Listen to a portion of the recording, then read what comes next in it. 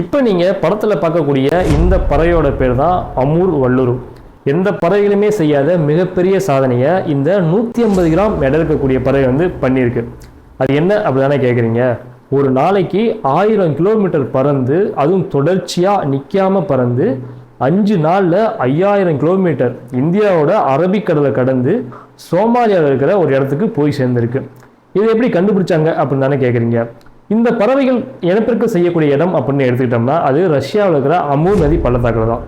அங்கிருந்து நவம்பர் மாதங்களில் வலசை போகக்கூடிய இந்த பறவைகள் இந்தியாவுக்கு வரும். அப்படி இந்தியாவுக்கு வரக்கூடிய இடம் நம்ம எடுத்துக்கிட்டோம்னா அது மணிப்பூரில் தான்.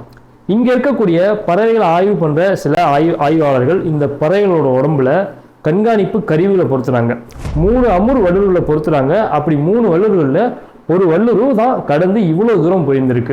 இந்த பறவைகள் இப்படி கடல் கடந்து போகும்போது தன்னோட சக்திக்கு உணவுக்கு என்ன பண்ணும் அப்படின்னு தானே யோசிக்கிறீங்க. இதே காலகட்டத்தில் தான் இந்தியாவிலிருந்து ஆப்பிரிக்காவுக்கு வலசை போகக்கூடிய தட்டான் பூச்சிகள், அதாவது நம்ம பார்ப்போம் பார்த்தீங்களா, அந்த தட்டான் பூச்சிகளை உணவாக எடுத்துக்கிட்டு தன்னோட பயணத்தை தொடர்ச்சியாக வெற்றிகரமாக முடிக்குது. ஒரு வருடத்தில் கிட்டத்தட்ட 22,000 கிலோமீட்டர் வலசை போகக்கூடிய திறன் கொண்டது தான் இந்த அமூர் வல்லுறுகள்.